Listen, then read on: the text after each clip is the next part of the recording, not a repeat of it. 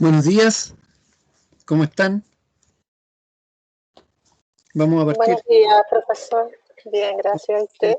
Hola, Janet, Nicolás. Vamos a partir en breve instante, espera un ratito. Ok.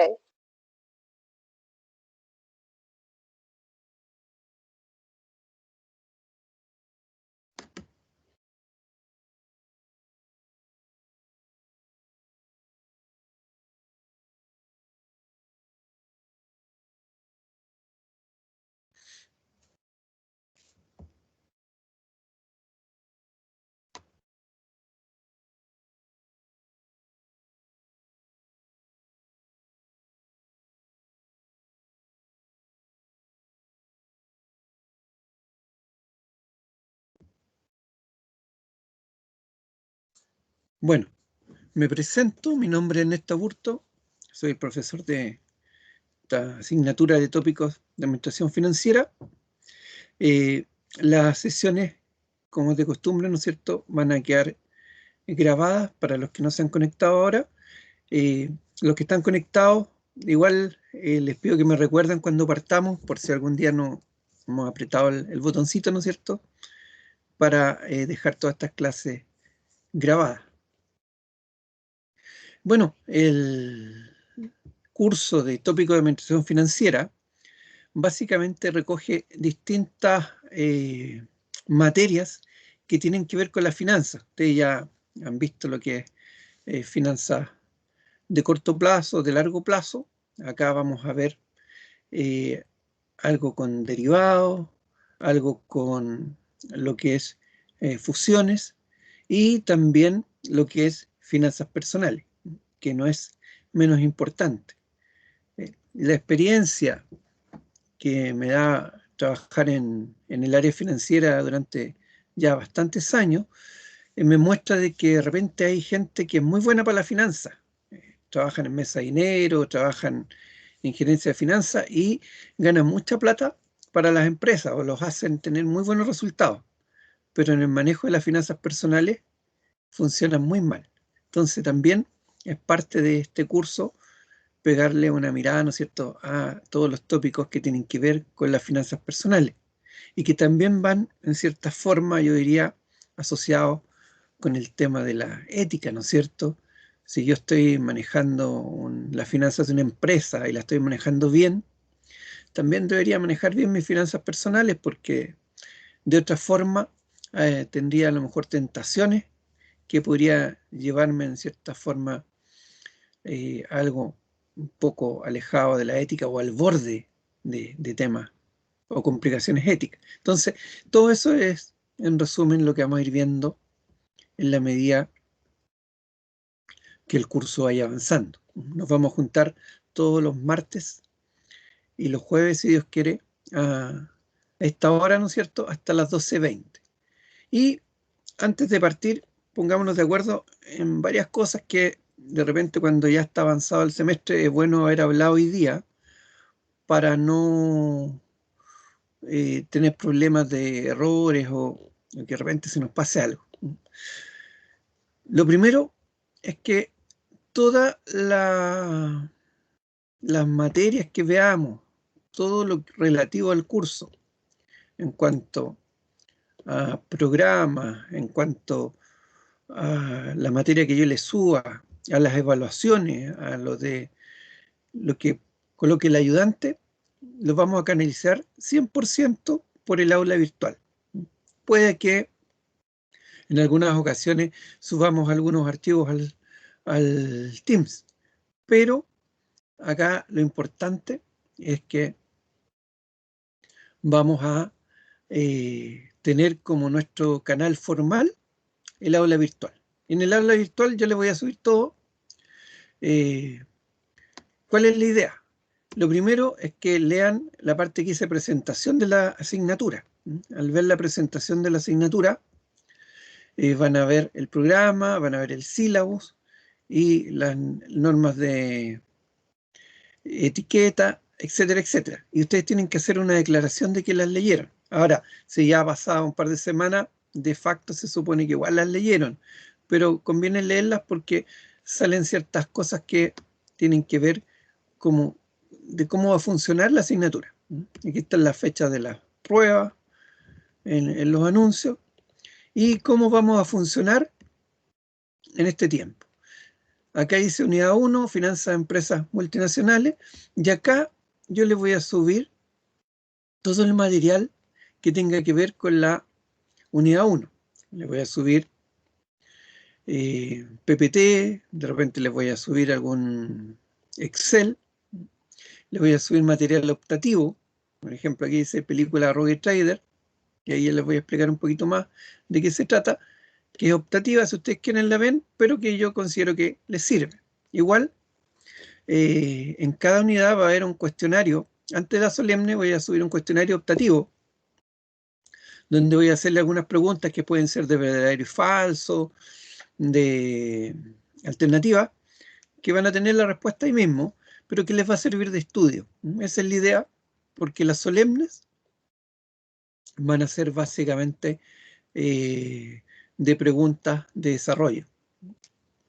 Ustedes saben que las solemnes uno no puede preguntar ni verdadero y falso, y ni se recomienda tampoco que uno pregunte alternativa. Pero vamos a ocuparla en estos cuestionarios que, como les digo, van a ser de autoestudio y optativo.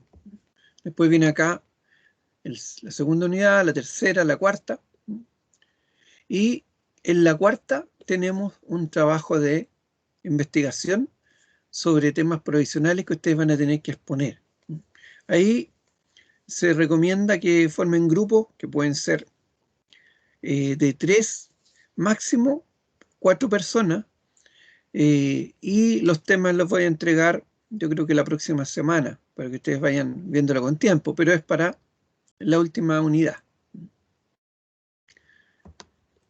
También acá aparece un módulo que es de ayudantía, es decir, el ayudante va a subir aquí la guía de ejercicio, el material que les quiere entregar el ayudante, y también aquí va a hacer los controles. Van a haber 3 controles de ayudantía. El ayudante ahí tiene total autonomía a la hora de poner las notas, así que ahí les recomiendo, la ayudantía es parte importante también del curso.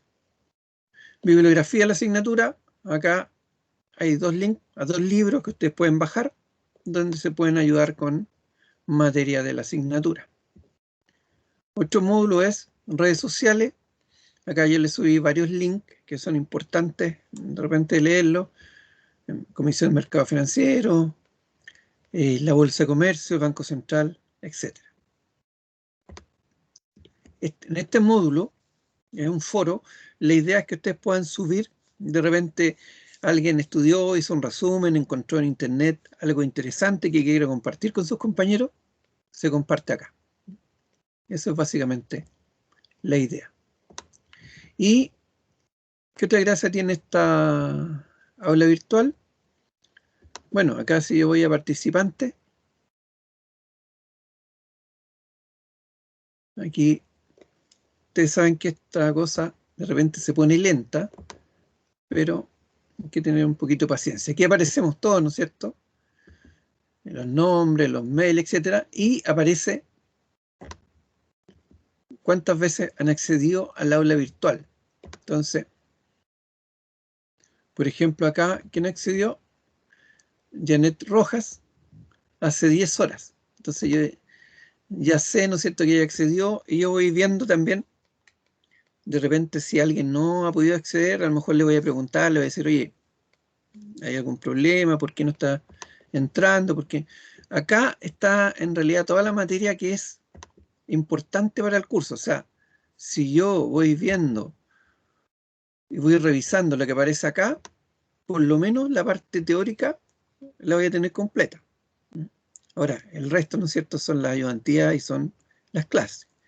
Y las clases, como sabemos, no tienen asistencia obligatoria, pero sí es recomendable que vengan, porque acá estoy viendo que hay estudiantes, ¿no es cierto?, que han tenido clase conmigo en vespertinos algunos, y se van a dar cuenta que o les podrán contar ellos de que muchas veces lo que pregunta la solemne es algo que vimos en clase.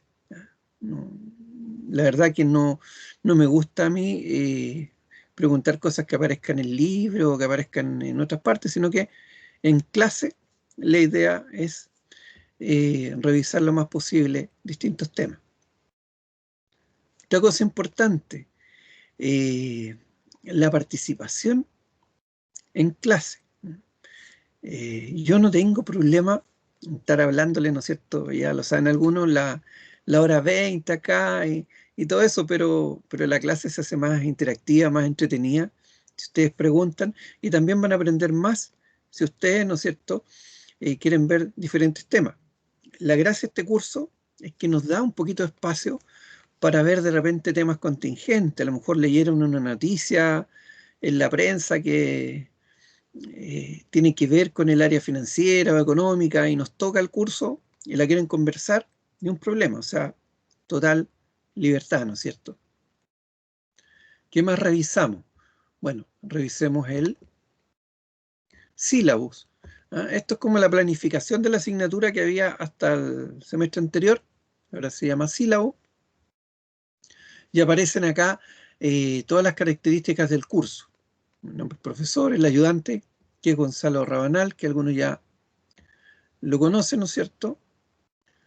La ayudantía son los viernes a las 9:30 de la mañana. Bueno, esta parte es muy parecida al programa de qué competencias da el curso, cuáles son los resultados de aprendizaje.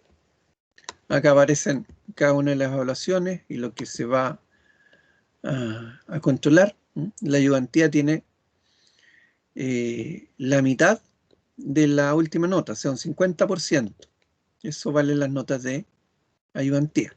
Y el 50% de nosotros va a ser el informe, que vale un 30%, y la exposición, que vale un 20%. Como les decía, los temas los vamos a entregar la próxima semana, espero. Acá está en cada módulo, unidad 1, lo que deberíamos ver, ¿no es cierto? No nos olvidemos que esta igual es una planificación, no es que exactamente el 23 de marzo o el 25 de marzo vamos a ver tal o cual cosa, sino que es lo esperado. De repente vamos a ver un poquito más, de repente vamos a ver un poquito menos. Aquí está todo el curso con la fecha de las solemnes, para que las vayan anotando. También las solemnes están puestas, ¿no es cierto?, en la página web, en el sitio de la universidad. Por orden y por instrucciones de la universidad, las fechas de las solemnes no se pueden mover. O sea, a menos de que haya algo muy complicado, igual se puede mover, pero por un tema de orden y para que ustedes también puedan planificar con los otros cursos, la idea es que no se puedan mover. Eso es lo que revisamos en la página web y en el aula virtual. Repito, aula virtual en nuestro lugar de encuentro. Ahora revisemos un poquito estas normas de etiqueta que también aparecen en la aula virtual, pero yo aquí no quise ponerlas todas, pero saqué algunas de que yo creo que es importante que nos pongamos de acuerdo. Bueno, acá muchas cosas que tenemos que ver en el curso, a veces no podemos hablar o a veces se escriben, ¿no es cierto? Entonces hay que tener cuidado con el lenguaje, las mayúsculas, de repente se pueden malinterpretar, entonces tanto profesor como estudiante tenemos que tener cuidado en el lenguaje, la moderación, etcétera, etcétera. Después, este es un espacio de aprendizaje. Si bien, ¿no es cierto?, yo tengo acá una labor de tutor en cuanto al curso, la idea es que aprendamos entre todos, ¿no? Los que han estado en otros cursos saben de que no soy de los profesores que dice aquí yo me las sé todas, ¿no es cierto?, sino que la idea es que construyamos aprendizaje. Y eso significa en ciertos momentos que a lo mejor ustedes me hacen una pregunta y yo les diga, oye, la verdad es que este tema no lo estoy manejando completamente, y les traiga la respuesta a la clase siguiente. O de repente alguien que ha visto esa área o conoce más de eso, de otra persona la respuesta. Esa es la forma de construir academia. Bueno, yo le decía, el aula virtual en nuestro link oficial, ¿no es cierto? Y por ahí vamos a hacer todas las actividades evaluativas, las tareas, todo lo enviamos por ahí, para que no nos enredemos enviando por mail, por Teams, etcétera, porque también hay un orden y es más fácil de revisar.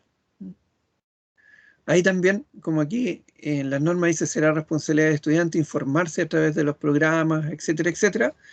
También sirve tener todo en un solo lugar, ¿no es cierto? Tienen que ahí aprobar la planificación, decir que la leyeron y también dedicar, ojalá lo ideal es 1 a 2 horas de estudio diario, ¿no es cierto?, a cada asignatura. Cuando no puedan asistir a una evaluación, la idea básica es que ustedes la justifiquen, pero tienen que justificarla no conmigo, sino que tienen que justificarla con la dirección de carrera, con el secretario de estudio. Y ellos me dan la instrucción a mí de tomar la prueba o ver cómo recuperamos la nota. Y otra cosa, el tema de generar producciones originales. Es decir, cuando uno pide un trabajo, la idea es que ustedes busquen información. Si esa información o párrafos lo tomaron textual de algún otro trabajo, tienen que colocar, ¿no es cierto?, de acuerdo a las normas APA, de dónde lo sacaron y reconocer el derecho a autor. Y por si acá, en las solemnes, tener cuidado que ciertas preguntas, claro, lo hemos visto en clase, pero también ustedes pueden buscar una respuesta en Google o en Internet. La respuesta en Google o en Internet, para estos efectos, no va a tener buena calificación, sino que lo que hayamos visto en clase. ¿Por qué? Porque en finanzas, en economía, hay también distintas visiones. Entonces, acá tenemos una visión uniforme que no es solamente mía, ¿no es cierto?, sino que es de la universidad, del departamento de finanzas, y eso es lo que estamos viendo acá, no lo que ustedes pueden encontrar de repente en internet.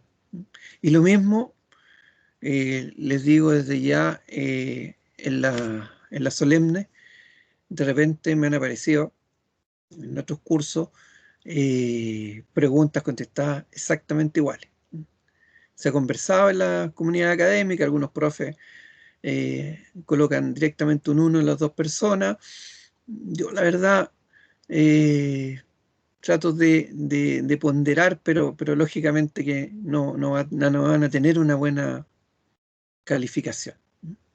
¿Por qué? Porque acá es súper importante, sobre todo en los auditores, en los ingenieros en control de gestión, el tema ético. ¿Ah? O sea, nosotros como profesionales somos fiscalizadores, somos controladores de lo que hacen las áreas en una empresa, el área de finanzas, las áreas de marketing, producción, etcétera. Y entonces somos un referente ético también para otros profesionales. Por eso es tan importante en estos cursos eh, partir desde ya cuando uno está estudiando, teniendo cuidado con el tema ético. A veces uno comete errores porque no sabe, porque no se da cuenta. Pero es tan importante ser ético como parecer ético, ¿no es cierto? Entonces, yo sé que lo saben, pero uno parte de lo que uno tiene que hacer es recordar estos temas.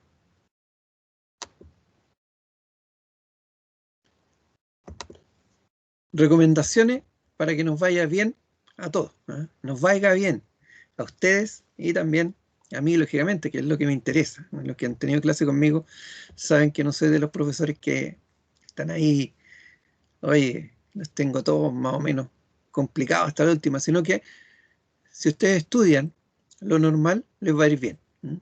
Me interesa que disfruten del curso, que pregunten, que opinen, que comenten, que traigan temas, que compartan los conocimientos, porque yo también de repente alguna cosa, Profesor, ¿sí? ¿ella hizo como la introducción al curso? estamos todavía en esta parte viendo, Esperanza, estamos viendo, Sí, ¿no es cierto?, estas partes de cómo nos vamos a poner de acuerdo a cómo vamos a funcionar. Y de ahí vamos a partir ya sí, con materia. que ¿Ah? me uní como hace poco. ¿Perdón? Por No te eso. entendí. Me uní hace poco, por eso. Ah, ya, no te preocupes. Si estamos poniéndonos de acuerdo en esto de leer la aula virtual y todo eso, y de ahí vamos a partir con materia. Sí, tenemos ahí Ya, todo el perfecto. semestre para él, así que vamos a ir con calma. Bueno, yo le decía, todos aprendemos, ¿no es cierto?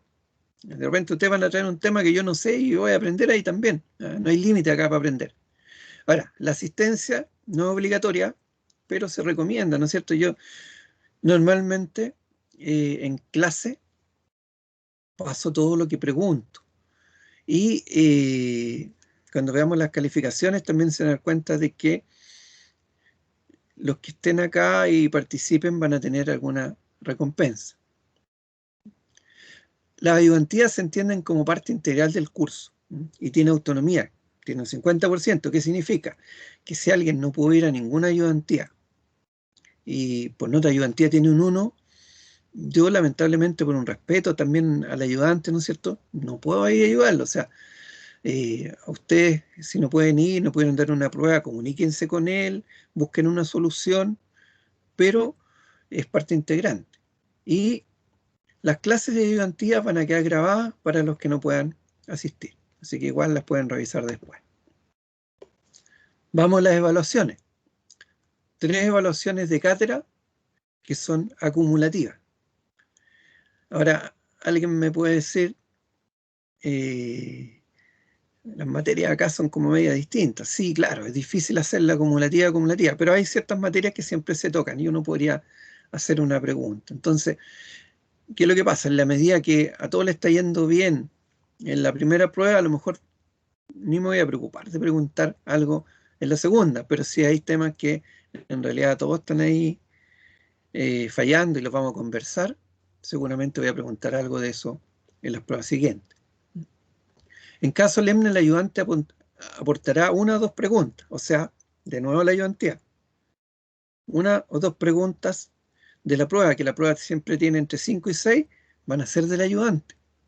O sea, es importante ir a ayudantía. Y esto es lo que yo le decía, profesor podrá sumar a las evaluaciones puntos por participación. Yo tengo acá la lista de ustedes, la voy a tener presente en todas las sesiones, en todas las clases, y voy a hacer preguntas. Entonces de repente Fonseca me va a contestar y yo le voy a decir, ok, bien, y le voy a colocar aquí un puntito. ¿Qué significa? Ese puntito significa una décima que va a ayudarle en la próxima solemne. O sea, si la próxima solemne tiene un 5, pero resulta que por participación en clase ha juntado 8 puntitos, en realidad va a tener un 5,8. Y ustedes saben de que esas décimas no son menores a la hora de, sobre todo la solemne. Entonces es importante la participación. Por ejemplo, Alejandra Roja me dice, profe, pero yo en la primera solemne tuve un 7 y tengo ahí 7 puntos. ¿Qué hago con ellos? Bueno, los corremos para la segunda solemne. Ahora sí, los puntitos son solamente para la solemne, no son, o sea, no se pueden ocupar en el trabajo o en la ayudantía, solo para la solemne.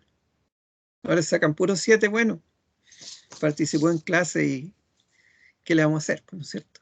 Pero esa es la idea. Ahora tampoco puedo colocar, si participaron 10 veces hoy día, les puedo colocar 10 puntos, que ya es una décima, y la idea no es esa, ¿no es cierto? Pero sí, lo normal es que puedo colocarles por lo menos un punto por sesión. O sea, estamos hablando que son 36 sesiones, no es menor, ¿no es cierto? Si participamos en todas las clases. Sí, la invitación está a participar. La segunda parte, que son los controles, trabajo, exposiciones y ayudantía, vale un 25%, y como ya lo dijimos, el profesor dispondrá del 50 esa nota y el ayudante del 50. La parte del profesor es un trabajo con exposición. Cosa nueva, a lo mejor ya lo saben, pero cosa nueva este semestre, que la prueba recuperativa, que sobre toda la materia, reemplaza la nota más baja obtenida. Antes era una cuarta nota que se promediaba, ¿no es cierto? No, ahora reemplaza la nota más baja obtenida en cualquiera de las 3 solemnes. O sea, si falta una solemne, dan la recuperativa y se reemplaza la nota. Ojo sí, que si supongamos alguien tiene un 4 y dice, ya, yo voy a dar la recuperativa para subir nota. Si se saca un 5, sube la nota. Pero si se saca un 3, queda con el 3. O sea, acá por eso subrayé, reemplaza la nota más baja. No es que uno da la recuperativa en forma optativa y si me va bien, si me va mal, me va mal, sino que reemplaza la nota más baja. Las solemnes tendrán una duración de 3 horas desde el comienzo, desde que ustedes abran la prueba. Tienen 3 horas para hacerla, pero van a tener un espacio para rendirla que va a ser un poquito más de un día.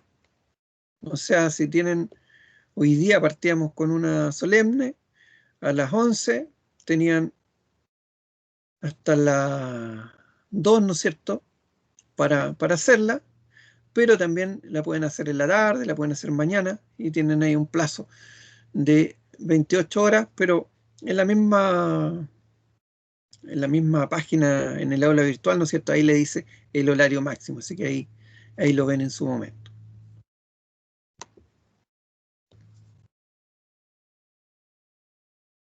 Bueno, ¿cómo vamos a hacer cada clase? Y esto también es una planificación, ¿no es cierto?, porque no siempre uno funciona de acuerdo a lo planificado, pero más o menos. Todo el material del curso, las tareas y las solemnes se subirán al aula virtual. Ya lo dijimos, pero lo volvemos a repetir. Segundo, horario de clases martes y jueves, de 11 a 12:20, y la ayudantía los viernes a las 8:30. Los primeros 10 minutos, normalmente vamos a revisar algo de la sesión anterior, un pequeño resumen para encajar en lo que veníamos, ¿no es cierto? Y partimos. De repente ustedes van a haber estudiado y tienen una duda de la clase anterior, partimos los 10 primeros minutos con eso. Y otra cosa importante, se establecerán pausas de 10 minutos cada 35 minutos. Nos recomendaron la comunidad académica que hagamos pausas cada 35 minutos, es decir, vamos a tener un pequeño recreo de 10 minutos, siempre como a las 11:30 o 11:35, para no para concentrarnos mejor y no tener esos problemas. Ahora, si estamos trabajando alguna cosa, a lo mejor no vamos a tener el recreo porque estamos trabajando, ¿no es cierto? Y ustedes están ahí haciendo algún trabajo en grupo.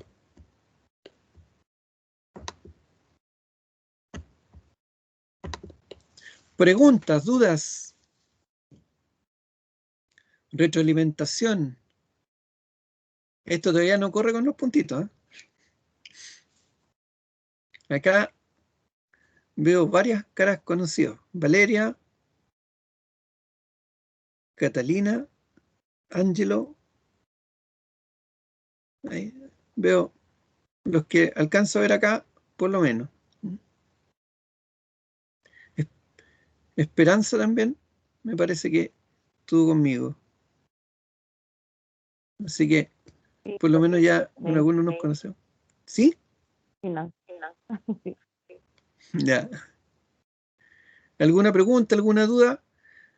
Bueno, está todo, va a quedar, ¿no es cierto?, grabado acá, para los que no están. Está todo en el aula virtual, así que si algo no entendieron, lo pueden revisar y también me lo pueden preguntar la próxima sesión. Les dejo la palabra, si alguien quiere comentar algo.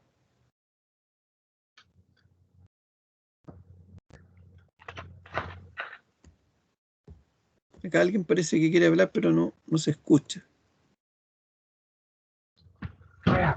Joan.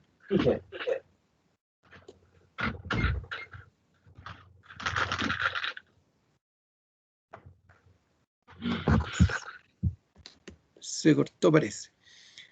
Bueno, son las 11:30. Les propongo que hagamos la pausa al tiro mejor y ya partimos con clase, con la primera materia, apenas volvamos. Nos vamos 10 minutitos. ¿Les parece?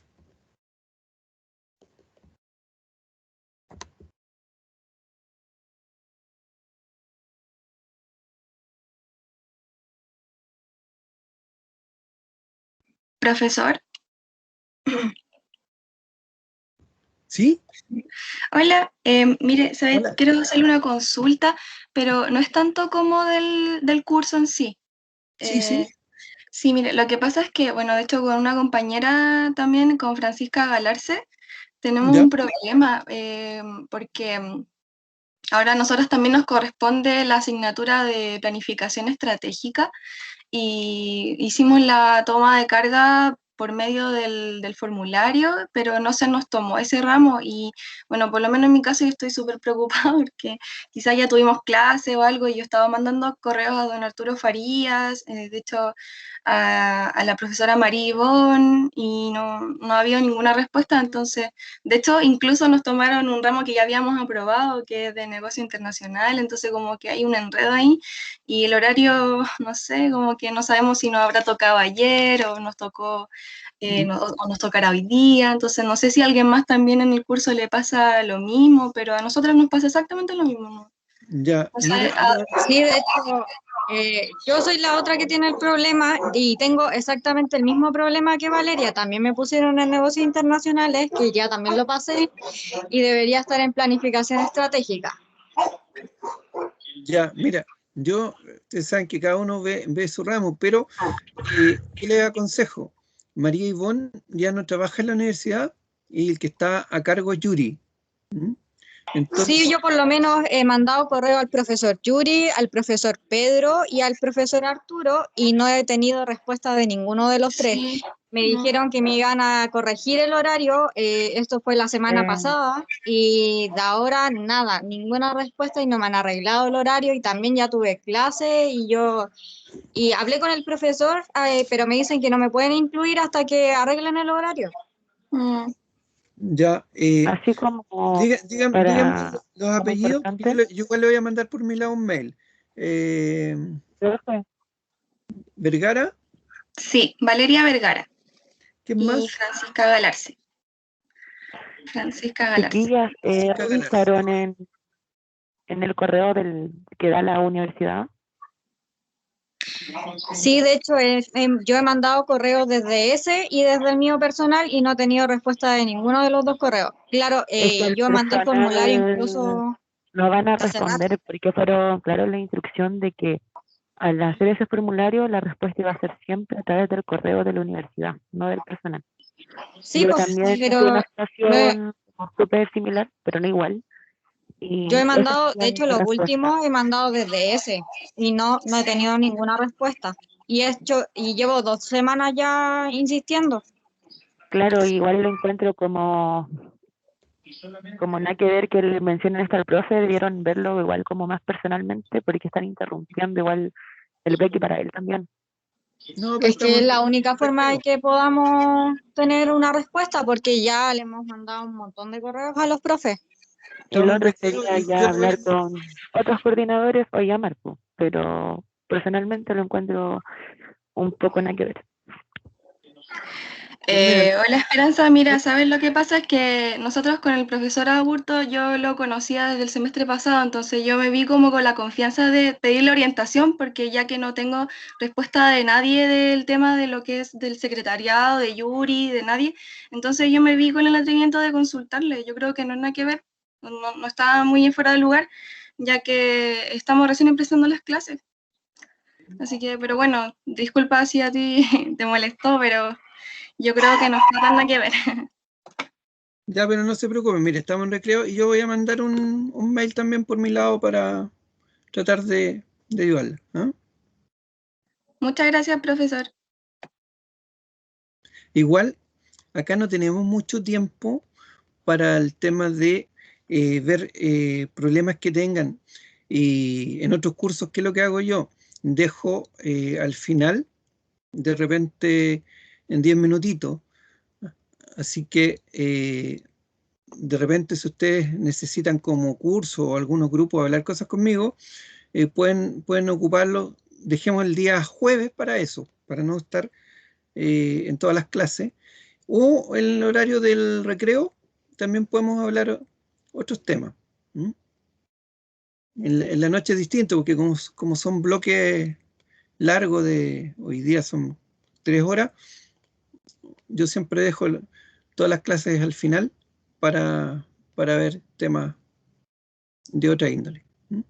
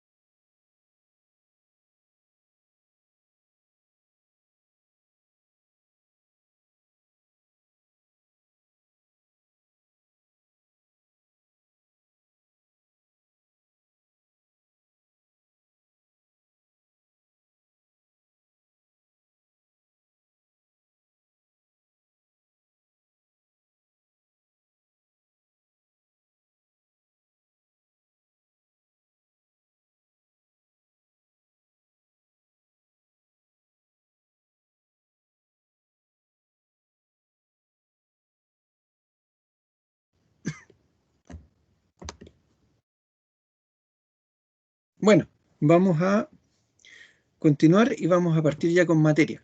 Entre paréntesis voy a apagar la cámara porque de repente también tengo problemas de señal y así se aprovecha mejor la señal. Otra cosa importante, yo normalmente siempre vengo a la clase, o sea, me van a encontrar puntualmente en cada clase. Si hay algún problema, puede ser por señal, entonces ustedes igual me esperan, se conectan igual y a veces me he tenido que conectar por celular, pero igual me voy a conectar. Si un día yo no pudiera venir o estuviera enfermo, les voy a avisar de todas maneras, ¿eh? Pero para que nos pongamos de acuerdo en estos temas que con la tecnología de repente a veces uno no sabe. Entonces vamos a partir. Y vamos a partir haciendo un poquito de historia. Y vamos a partir con lo que se llama la caída de Bretton Woods. ¿De qué se trata esto? Bueno, antes de los años 70, la verdad que a nivel internacional existía lo que se llamaba 1970. Antes existía lo que se llamaban las paridades fijas. ¿Qué es lo que es esto? O sea, cada moneda con respecto a otra tenía un valor fijo. Supongamos, si teníamos $1, esto equivalía en ese tiempo a marcos alemanes, 2 marcos alemanes. Equivalía a libras esterlinas, media libra esterlina. O con $1 yo podía comprar 2 marcos alemanes, o con $1 yo podía comprar 1 libra esterlina, o podía comprar pesetas, 3 pesetas, etc. O sea, estaba todo fijo. ¿Cuál era la gracia que tenía esto?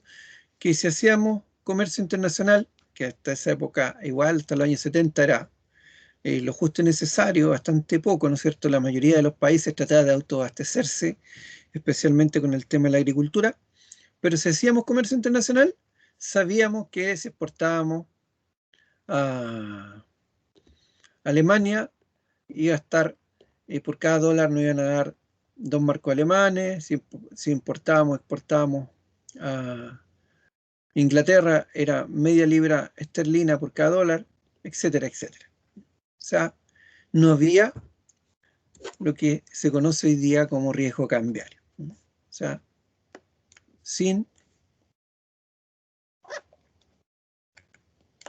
riesgo cambiario.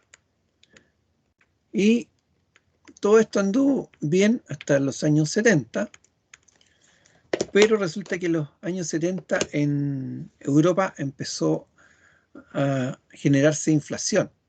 La inflación que nosotros sabemos, ¿no es cierto?, es el alza sostenida de los precios y que sobre todo en Latinoamérica, Chile incluido en alguna época, nos ha afectado, ¿no es cierto?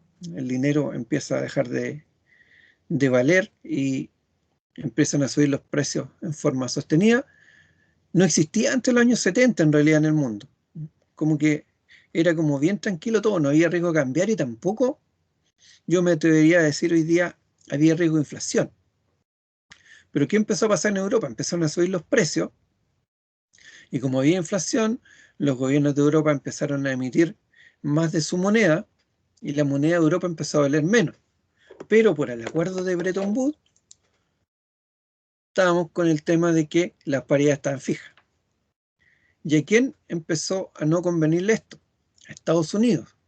¿Por qué? Porque resulta que la moneda valía menos, pero seguían cambiándola al mismo precio los europeos por el dólar. Y más encima, en esa época, en Estados Unidos, existía lo que se llamaba patrón oro. Y el patrón oro no era otra cosa de que todos los dólares que ellos emitían estaban respaldados por oro, o sea, por barras de oro en la Fed o en el Banco Central en Estados Unidos. Y eso significaba que si ustedes tenían, por ejemplo, $100, podían ir al Banco Central en Estados Unidos y cambiarlo por oro. Y le entregaban el oro. ¿Y qué empezaron a hacer algunos países europeos? Como su moneda valía menos, por ejemplo, los ingleses, perdón, o los franceses, que tenían el franco, 5 francos por cada dólar, empezaron a comprar dólares, y cuando tenían muchos millones de dólares, iban a Estados Unidos y lo cambiaban por oro. Y se empezaron a llevar el oro para Francia. Y los gringos apenas se dieron cuenta, dijeron, esto no puede ser, sacaban las paridades fijas, sacaba el patrón oro, y por eso es que Estados Unidos fuerza la caída de todo este sistema de Bretton Woods, que en cierto modo hasta los años 70 le dio estabilidad al mundo en todo lo que era comercio internacional. Y Estados Unidos implanta aranceles, impuestos, ¿no es cierto?, a las importaciones del 10%. Ya con eso, si Estados Unidos lo hacía, empezaron a hacerlo todos los países, y ya el comercio internacional empezó a ser más caro. Ustedes saben que los aranceles son como impuestos a las importaciones que tienen por un lado el objetivo de resguardar todo lo que es la producción nacional. Cuando no hay aranceles, la verdad que a los ciudadanos de un país nos da lo mismo comprar un producto, por ejemplo, en Chile que en China o en Europa, y lo único que nos preocupa es el precio, que compramos donde está más barato. Pero los aranceles lo que hacían era de que encarecían los productos importados, y entonces el producto nacional normalmente tenía mayor preferencia. Lo que por un lado es bueno, porque favorece a la industria nacional, pero por otro lado es malo, porque la industria nacional empieza a tener menos competencia. Entonces tampoco tiene el incentivo a tener una excelencia de un buen producto. Entonces ahí hay visiones compartidas para uno y para otro lado. Y bueno, después que coloca aranceles, fuerza la caída, se instala lo que se llama la flotación con respecto al dólar. Es decir, cada una de estas monedas que tenían paridades fijas, por ejemplo, el dólar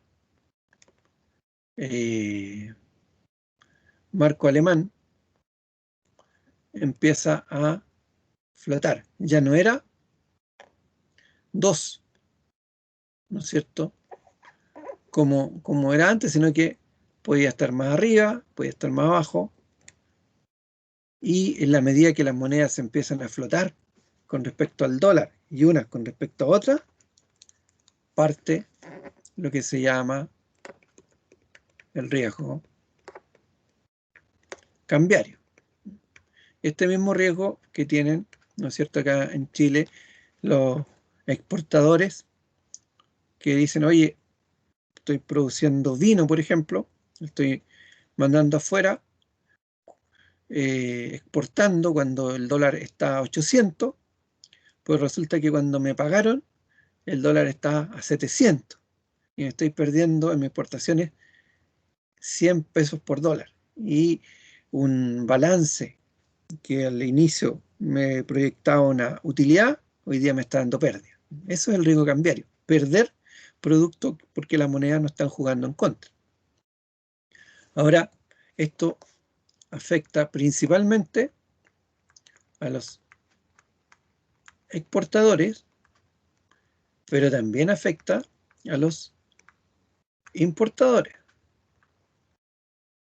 Imagínense que alguien vende autos y el dólar está a 700 pesos, y cada vez que compra un dólar paga 700 pesos y trae auto, y los vende a un equivalente dólar acá a 720. Se gana un diferencial, ¿no es cierto?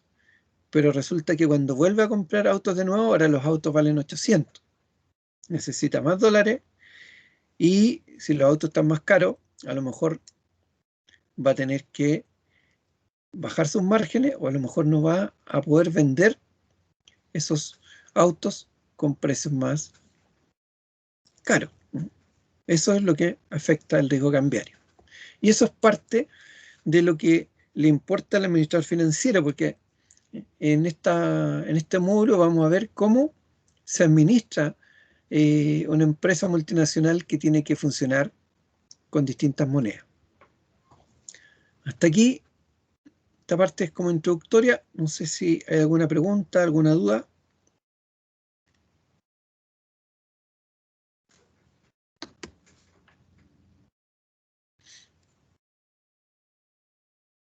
Ahora, hay hoy día en el mundo diferentes regímenes cambiarios.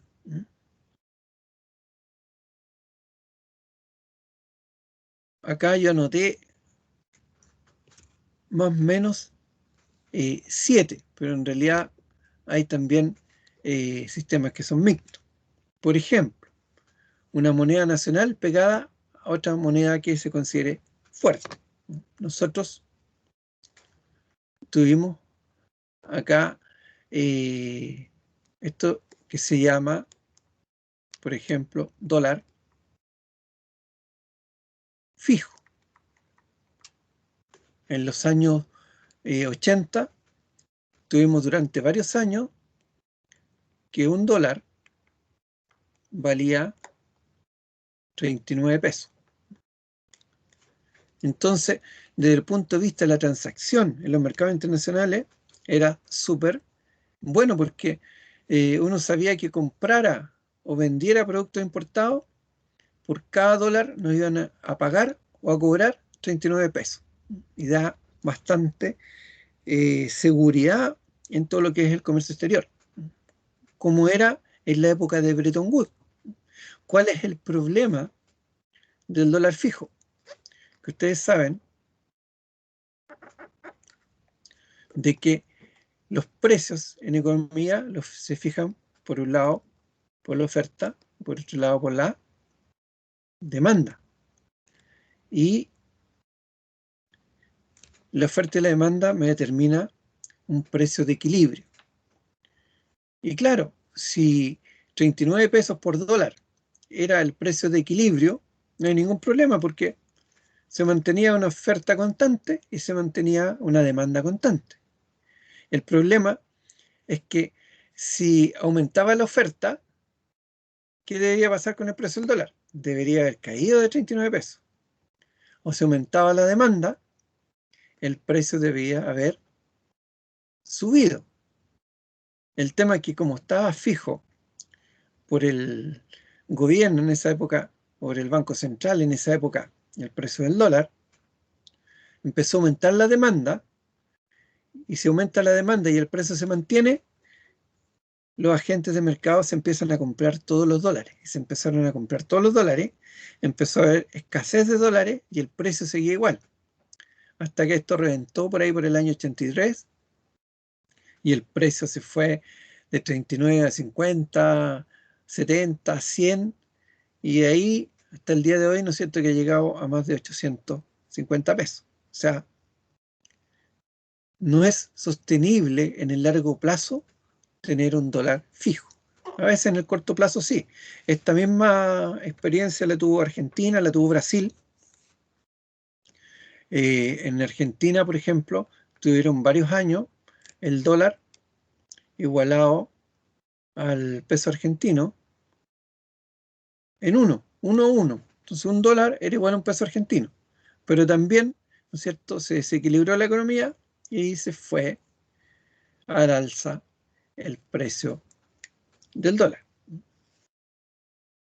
Otro régimen cambiario es una moneda pegada a una canasta de moneda con los socios comerciales más importantes. Aquí en Chile también se ha ocupado este tipo de régimen cambiario.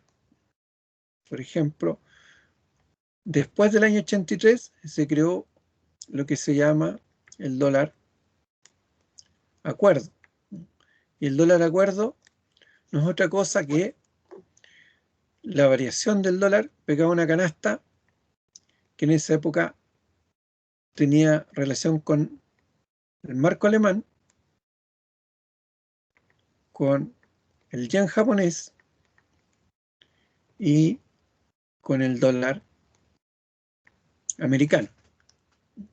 Entonces, en la medida que estas tres monedas se iban moviendo, el dólar aquí en Chile, el dólar de acuerdo iba subiendo o podía ir bajando. Después, en el año 2000, se cambió esta canasta, se sacó el marco alemán y se colocó el euro. Y siguió funcionando más o menos hasta como el año 2004. Hoy día, la verdad que si bien existe para efecto estadístico el dólar acuerdo, no se ocupa la canasta. Ahora, también está lo que se llama la flexibilidad limitada contra una moneda. ¿Qué significa esto? Oye, yo dejo que el precio del dólar, por ejemplo, se vaya moviendo libremente en el mercado, pero le coloco una banda que es de piso y una banda que es de techo. Ahora, esa banda de piso y de techo también se puede mover. Y aquí en Chile se movía en forma conjunta con el dólar acuerdo. Es decir, no era una banda que uno dijera, oye, el dólar no puede bajar de 400 ni puede subir, por ejemplo, de 500, sino que la banda era dólar acuerdo menos 10%, dólar acuerdo más 10%. Esa era la forma en la cual flotaba en forma conjunta el dólar con respecto al peso chileno en esa época. Ahora, también, en vez de ajustarla, ¿no es cierto?, contra el dólar acuerdo, se podría hacer que la banda flotara o se moviera de acuerdo a un conjunto de indicadores. La verdad que el dólar acuerdo era en el fondo un conjunto de indicadores. ¿Por qué? Porque dentro del dólar acuerdo decíamos que estaba el euro, estaba el yen japonés y estaba el dólar americano. Entonces también podríamos decir, oye, es un conjunto de indicadores. La flotación administrada es un poco lo que tenemos hoy día. Hoy el Banco Central tiene este tipo de administración, que es básicamente una flotación libre. El dólar en Chile se mueve libremente de acuerdo a la oferta y la demanda, pero cuando se va a niveles muy altos, el Banco Central sale a vender instrumentos que hacen que el dólar empiece a bajar. Y cuando el precio se va muy bajo, el Banco Central compra instrumentos que hacen que el dólar suba. Ahora, cuando estoy diciendo que vende o compra, no necesariamente compra hoy día o vende dólares. Antiguamente, el Banco Central o los bancos centrales a nivel mundial salían a comprar y a vender dólares. Pero hoy día, ¿qué es lo que venden? Venden, por ejemplo, instrumentos derivados, venden forward o venden bonos que son en pesos pero equivalente a dólar, que lo que hacen es liquidizar el mercado en cuanto a cantidad de dólares. Y la flotación libre, bueno, la flotación libre tiene que ver básicamente con que la moneda fluctúe en el precio que quiera. La verdad que hoy día lo que más se ocupa a nivel internacional es la flotación administrada, es decir, una flotación libre, pero los bancos centrales se dejan la facultad de que si el precio del dólar sube demasiado o baja demasiado, ellos pueden salir a comprar o vender algún tipo de papel o instrumento que permita atenuar esa subida o atenuar esa baja. Esa es la forma que se maneja los tipos de cambio o las divisas en todos los países. Y como les digo, no hay ninguna fórmula que sea totalmente pura, sino que siempre se toman de repente algunas variables de otros regímenes, pero el que más se utiliza es la flotación administrada, ¿no? Cuando digo lo que más se utiliza, estamos hablando de los países más importantes a nivel internacional, de acuerdo a su economía o su movimiento de moneda. Estamos hablando de Estados Unidos, los países de Europa, los países de Asia. Todos esos tienen flotación administrada.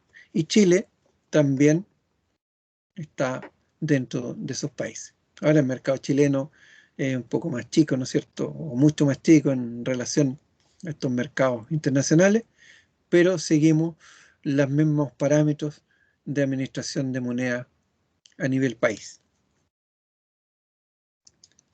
¿Alguna pregunta, alguna duda respecto a estas materias? ¿Queda claro cómo manejan los países los regímenes cambiarios?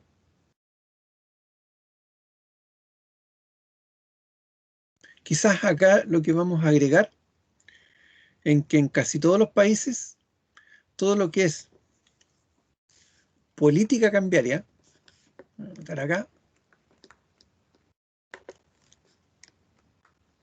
política cambiaria,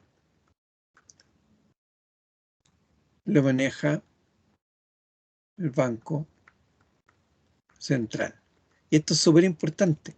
¿Por qué? Porque los bancos centrales normalmente son autónomos, es decir, no dependen ni del Ministerio de Hacienda ni del gobierno de turno. Entonces, en ese sentido, manejan de la forma más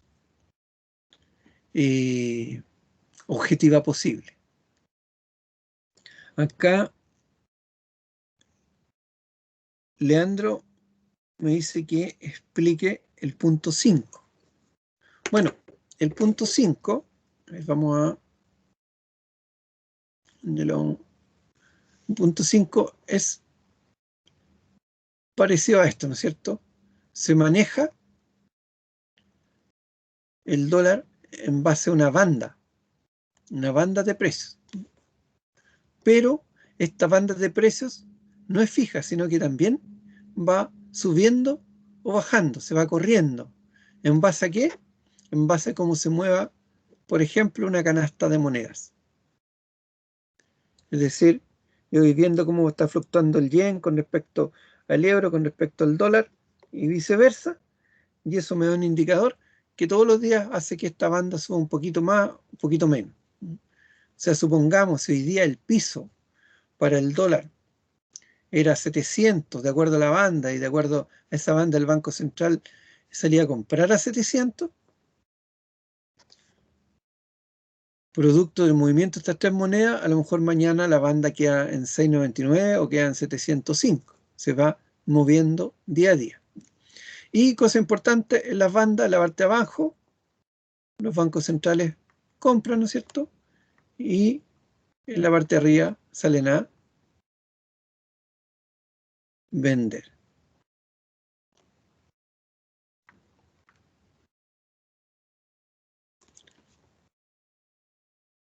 ¿Alguna otra pregunta?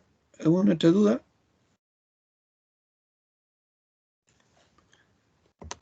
Vamos a continuar. ¿Cómo funciona el mercado financiero internacional? Acá, a ver, antes Nicolás me está preguntando qué instrumentos se venden. Bueno, acá para hacer la flotación administrada se hace la venta o compra ¿de qué? De monedas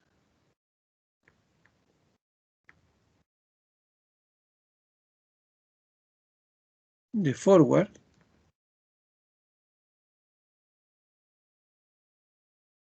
de swaps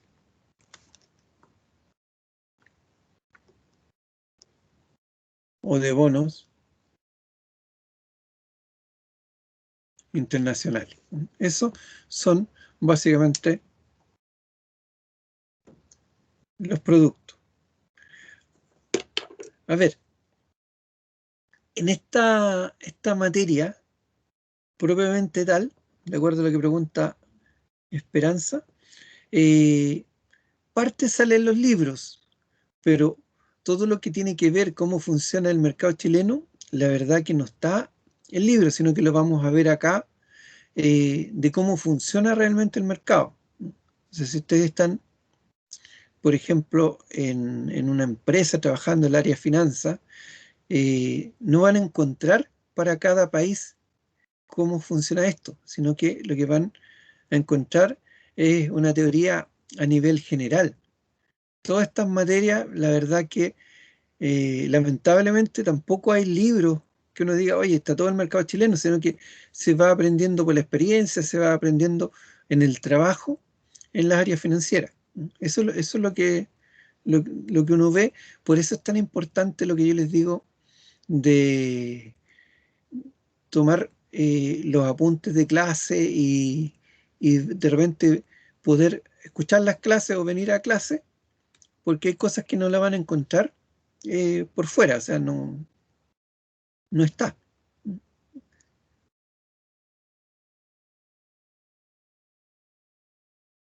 Ah, como les dije al principio, el PPT, todo está en el aula virtual. Así que en el aula virtual, ustedes van a tener siempre ahí la materia. Y normalmente, a menos de que haya pasado algo que me haya atrasado, pero normalmente van a encontrar la materia antes de la clase. Así que antes de cada clase, entren unos 5 minutitos antes y revisen el aula virtual por si hay algún tema que pueda ser de su interés o para revisar la materia.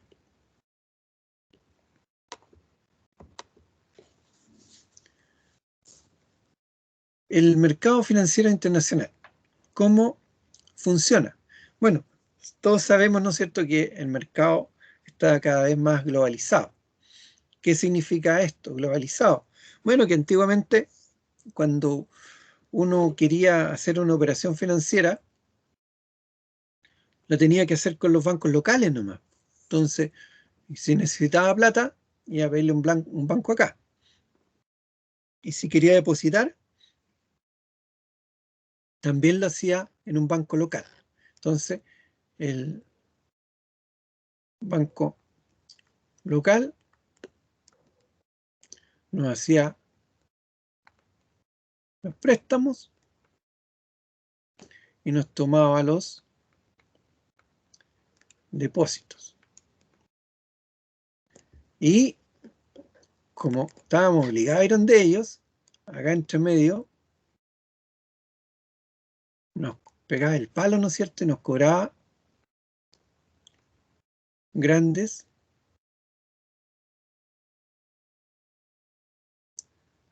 spreads, o sea, grandes comisiones, grandes diferenciales entre lo que nos captaba la plata y nos prestaba.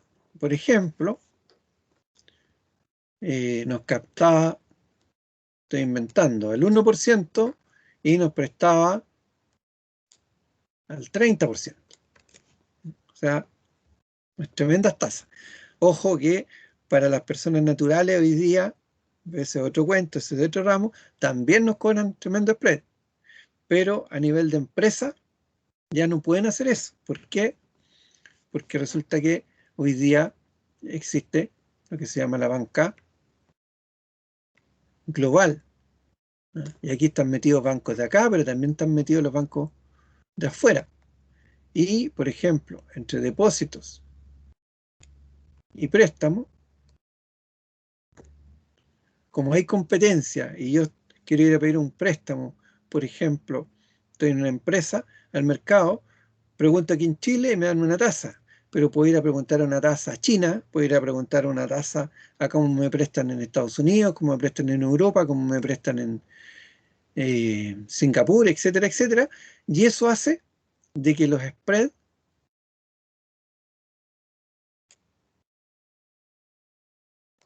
sean pequeños.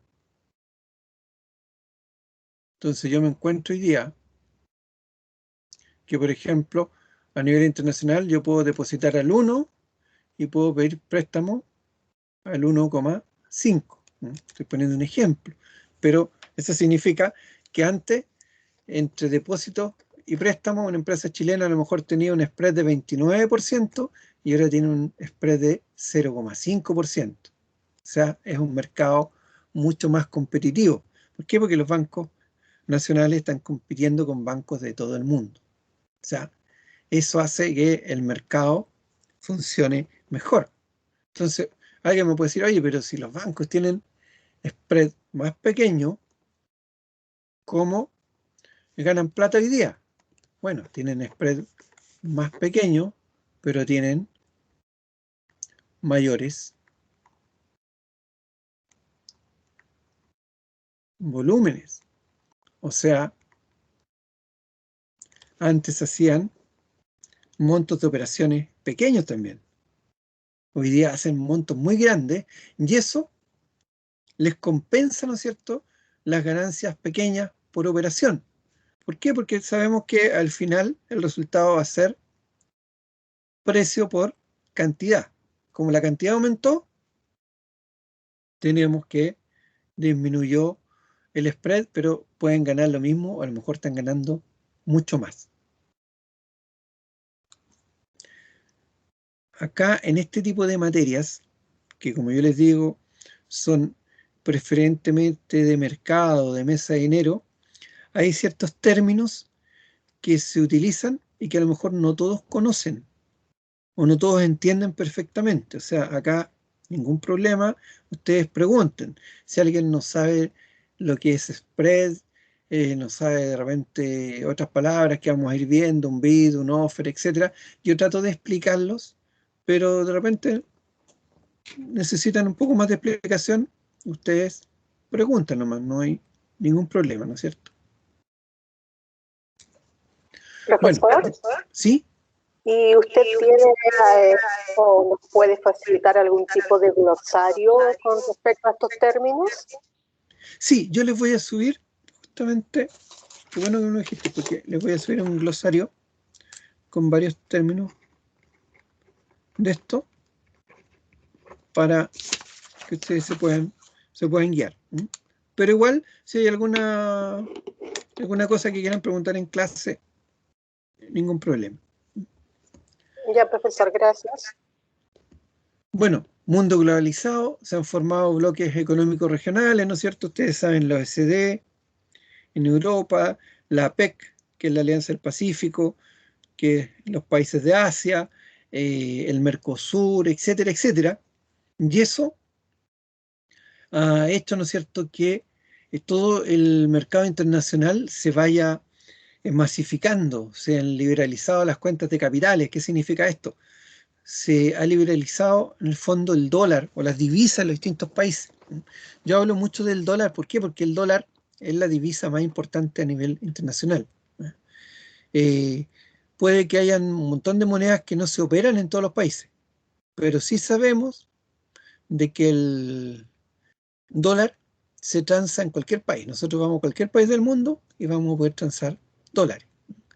Y cuando se liberalizan las cuentas capitales significa que se pueden comprar y vender en forma libre y que no hay tampoco mayores impuestos o mayores regulaciones a los mercados capitales.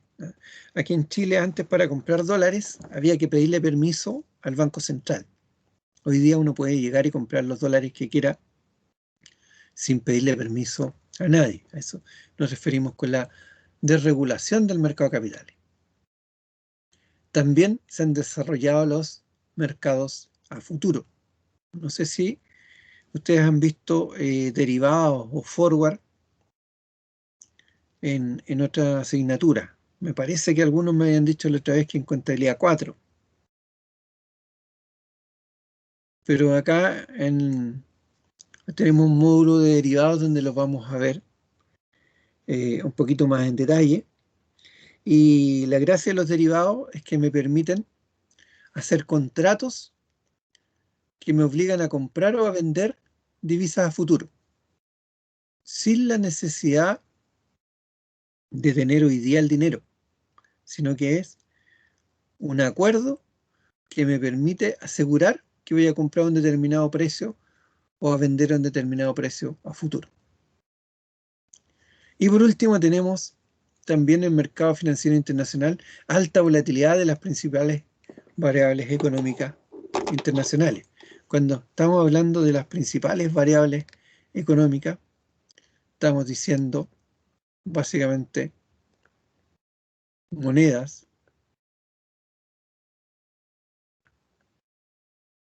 tasas,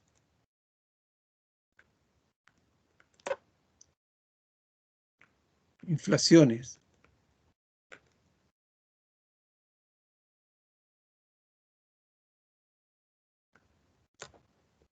crecimiento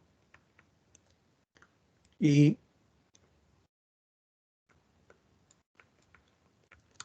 commodities. Veamos cada una. Las monedas, ¿no es cierto? Las monedas se transan a nivel internacional y cuando hablamos de monedas estamos diciendo, oye, está fluctuando todos los días el dólar contra el euro, el yen, incluso el dólar contra el peso chileno, etcétera. Y eso tiene volatilidad. Y la volatilidad es sinónimo. Cuando hablamos de volatilidad, estamos hablando básicamente de riesgo. El riesgo es la probabilidad de que yo pierda operando en los mercados internacionales. También fluctúan las tasas de interés de la misma moneda, la tasa en euro, la tasa en dólar, la tasa en yen, etcétera, etcétera. Y eso también provoca, asimismo, es algo como recursivo, porque si varían las tasas, también varía la moneda, pero si varían las monedas, varían las inflaciones, si varían las otras variables, puede cambiar el crecimiento, si varía el precio de los commodities, también pueden variar los otros factores. Entonces, estos están súper relacionados. Las inflaciones de los países también tienen determinación en el precio de su moneda. Entonces, si de repente se desata la inflación en un país, normalmente eso pega en que su moneda va a valer menos. El crecimiento. Yo delante les hablaba, oye, en la medida que China esté creciendo, nos van a comprar más cobre. ¿Y qué es lo que es el cobre? El cobre es un commodity. Cuando hablamos de commodity, estamos hablando de productos que se transan a nivel internacional en las bolsas y que son estándar. Por ejemplo, tenemos el cobre, tenemos el petróleo, tenemos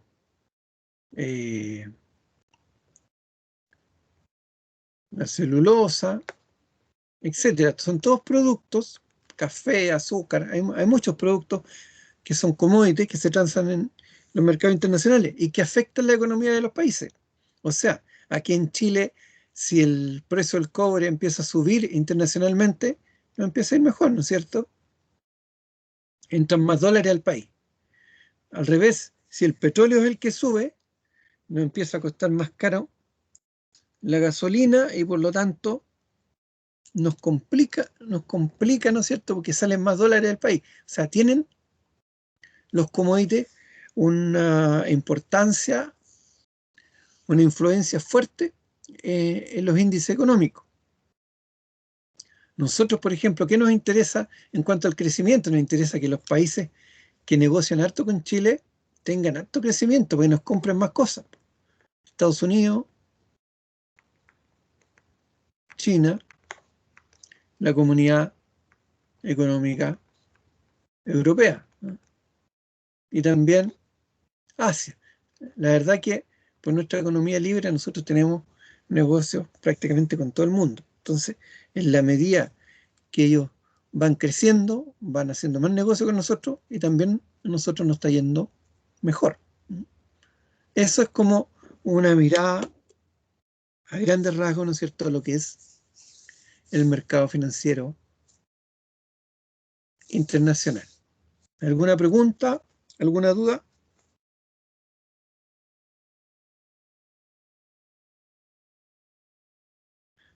Bueno, se nos fue rapidito la hora, así que vamos a dejar hasta aquí la clase hoy día. Les recuerdo revisar siempre el aula virtual, revisar si hay apuntes, si hay alguna guía, si hay algún control desadaptativo. Por mientras, que les recomiendo, si tienen tiempo, como todavía está partiendo, esta semana no tienen grandes cosas, los que puedan ver la película, vean la película, les va a dar una mirada de cómo funcionan los mercados internacionales, ¿eh? Manejo de riesgo y todas esas cosas. Dejamos hasta aquí y nos vemos el jueves.